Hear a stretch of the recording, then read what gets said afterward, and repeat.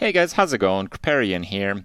Welcome to the continuation of the hardcore journey in Diablo 4. Now, with Season 1 coming up pretty soon, I wanted to give you guys the end of this run. We have a few more chapters in this video, and it's going to end on a build guide that I think is going to be pretty interesting. So, the Necromancer is alive and well in this state. On World Tier 3. Now, if you're not playing hardcore, you know what? If you're like level 60, you might want to consider going for that capstone dungeon or just getting some help with it. It's just worth it to go to World Tier 4 as soon as possible to unlock ancestral gear, to get that like gear that approaches or even in some cases surpasses item level 800, especially for things like weapons and the like. But if you're playing just solo, and if you're playing on hardcore, and if you really don't want to die on your character to preserve your progress with Lilith Shrines and map completion for the upcoming season, well, you gotta play it pretty safe. Thankfully, the build has been going pretty well. It is actually pretty safe. It is a minion mancer, and it is at a point where we are starting to approach the levels where we're investing in golem nodes, but more about that pretty soon. First of all, the gameplay that you're watching is Helltide. When you are on World Tier 3, you want to be doing as much Helltide as possible because the overall lifetime of a character, depending on how much min-maxing you want to do, it's going to require probably around the bare minimum of about like 60 to 75 Forgotten Souls to the high end of several hundred. What do Forgotten Souls do? Well, Forgotten Souls are required to upgrade pieces through the blacksmith or the jeweler from the 4th upgrade to the 5th upgrade. So we're talking about 10% more stats, but that 10% more stats might mean like a skill point or other super meaningful stats. So you definitely want to be doing that. Also, Forgotten Souls are used to craft, I believe, your final potion upgrade. Also, Forgotten Souls are used in re-rolling stats on your gear through the Occultist, which is extremely meaningful for not just min-maxing a character, really getting it off the ground. And with the changes that they've made to Nightmare Dungeons are by far the best experience that you can get, and you definitely want to be doing Nightmare Dungeons, well, in order to upgrade your glyphs. The thing is that when you're on World Difficulty 3, the glyphs cap out, I think, at level 20, so there's really not a whole lot of glyph experience happening. So because the glyph experience is a multiple of the tier of the Nightmare Dungeon that you're doing, if you do like a Nightmare Dungeon 5, you're getting like, I don't know, like 12 or something glyph experience. It's nothing. So you have a much higher incentive to do Helltide over Nightmare Sigils. Even though Nightmare Sigils are going to give you still a bit more experience, with Nightmare Dungeons versus Helltide in World Tier 4, the Nightmare Dungeons are going to give you much more power through the glyph systems. On 3, you want to focus on Helltide because you still need to get those Forgotten Souls for a well-rounded character. And Helltide is the only way to get Forgotten Souls, as it turns out. So if you're on World Tier 3, especially if you're not going to stay very long, every time there's a Helltide, you need to be doing Helltide, okay? It helps a lot if you do it in a group. It helps a lot if you focus on those events. It helps a lot if you watch Kripp's video on how to Helltide like a pro, because it's not just about doing the Helltides, it's about how effective you are while you're doing the Helltides. Speaking of effectiveness, the build is going pretty well. I am going to be doing like Helltides. I am going to be doing Nightmare Dungeons, but the Nightmare Dungeons, Nightmare Dungeon 13, we're not going to get a lot of rewards here. So with Nightmare Dungeon tiers, I talked about it. For optimal XP gain, you want to be doing monsters that are 3 levels higher than you, and the best way to do that is to get your level and subtract 51 from it. Now, this actually changes a little bit with the World tier. On World Tier 3, you actually want to do minus 50, so this is not an ideally leveled Nightmare Dungeon, but you know how it works. Sometimes you just do what you can. You also want to factor in the tree quests. because the bounty system, the tree missions, it's sometimes going to match up the dungeons that it rotates through with one that you might have a Nightmare Dungeon sigil for. And that's really good because you're going to get that Nightmare Sigil dust in the reward cache from the tree, and you're also going to get a little bit of a bonus experience. It's something that you easily miss if you're not really paying attention to it, but when you complete a mission, especially a dungeon mission that is one highlighted by the Tree of Whispers, you actually get a bonus experience completion reward. And when you complete the full bar of 10 of those points for the tree, you get another experience reward when you receive the cache. So there's a lot of bonus experience there if you're just paying close enough attention. So here, there's not going to be that many item upgrades, but we want to be doing those Hell Tides every time. A lot of the character that I'm using there, it is obviously strong enough for World Tier 3. You know, we're going to go into the capstone for World Tier 4. It's strong enough to kind of push through the content. And even though it's hardcore, even though I want to play it safe, I'm going to do that through levels. So level 68 is when I try to take on the capstone dungeon.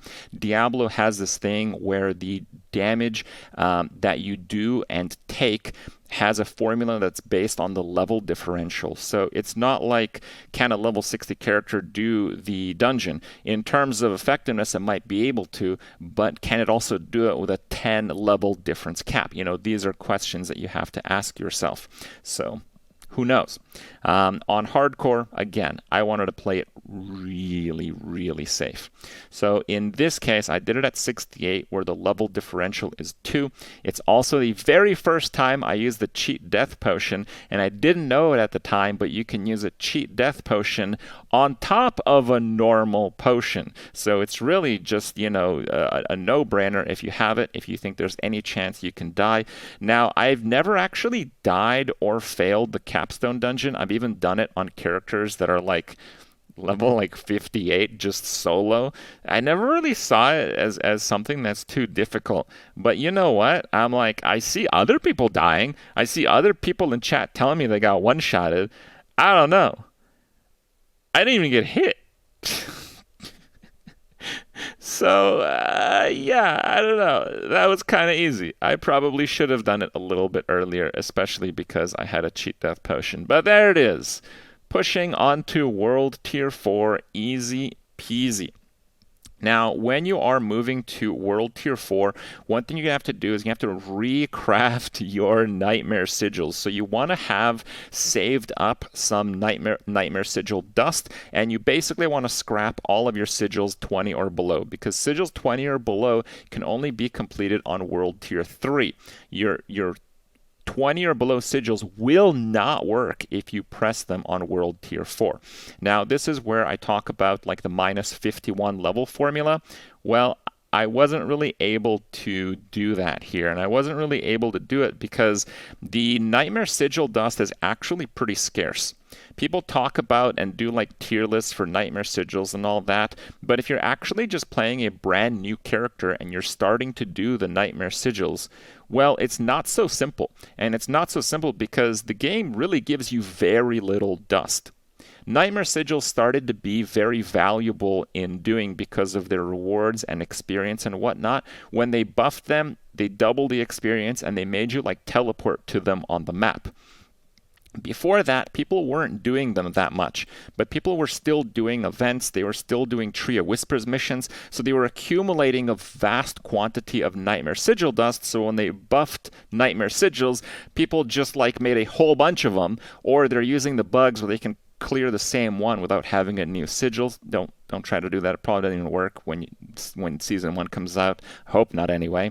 But the truth of the matter is that when you're going to be playing a fresh character, there actually is, at least solo, there is going to be scarcity with your dust. So I really wanted to get a Nightmare Dungeon, I think tier 20 or 21, but I couldn't get it. You know, 22 was the lowest level that I got from my first spending of all my Nightmare Sigil dust. And because the level differential was more than 3, I mean, the content is very dual, but level differential was more than 3, so I was still using cheat death potions for this first rollout just to kind of get a feel for it, because I didn't know exactly what to expect. In terms of challenges, a lot of the people who have played minion-based necromancers, they talk about the fact that it works out really well until you first get to World Tier 4, and then it's a completely different game, and you just get completely destroyed. Well, I mean, it's not easier than World Tier 3, right? But it's not that bad. It's not that hard. You know, we are using the Golem with the Cleave, and we are using the Bone Storm with the Shadow aspect to do a little bit more AoE damage, but we're not even using Blizzard Mages. And the AoE damage, it's pretty good, okay? We're not really full-on Golemancers until, I would say, the mid-70s, where we start to pick up some of the Golem board. But even still, the build is performing fantastic. While minion builds might not be like the best builds to do aspirational content, when it comes to doing content near your level, minion builds are actually amazing. They are absolutely fantastic. And I want to talk about a little bit of a difference in the build that I made at this point. So I went from using Bone Storm on my R key, so the 4th keybind, and I swapped it with the Golem. I used to have the Golem on left click, and people were asking, what button do you use to move? Well, if a skill is on cooldown, or if you're not targeting a monster, your left click can combo as a skill use, as a lever activator, and as a move key. Now, when I was playing the Necro build on softcore that was based on Ring of Mendel, and I used the Iron Golem, which has the stun and vulnerable slam, I actually kind of wanted to spam that. I usually just wanted to spam it wherever I was clicking, because that's where I was going. It was much more of like a close combat build. But on this character, I'm kind of hanging behind. I'm not really playing like that, and I'm using the Bone Golem for the taunt. And it's actually really important that I use the Bone Golem's taunt close to the middle of the room, because it has an enormous AoE. It'll often pick up the whole room if I use the taunt in the middle of the screen. So the positioning is actually pretty important. And with Bone Storm, I kind of just want it up all the time whenever it's not up. But you can see it there. It instantly refreshed. If there's enough monsters, the Decrepify procs makes it absolutely crazy. Here, when you're watching it, I'm still using mostly Sacred Gear from World Tier 3, and it's still a pretty easy clear in the dungeon. I have a lot of legendary aspects with perfect rolls that I saved, but I'm looking for that first really big set of gear that I get from World Tier 4. That first, 800-ish weapon, two-handed scythe. I hadn't quite gotten it yet. I don't even have the Cult Leader passive here. So really big power leaps are on the horizon for this character, but for that, you'll have to check out the next video in the chapter. We'll see you next time.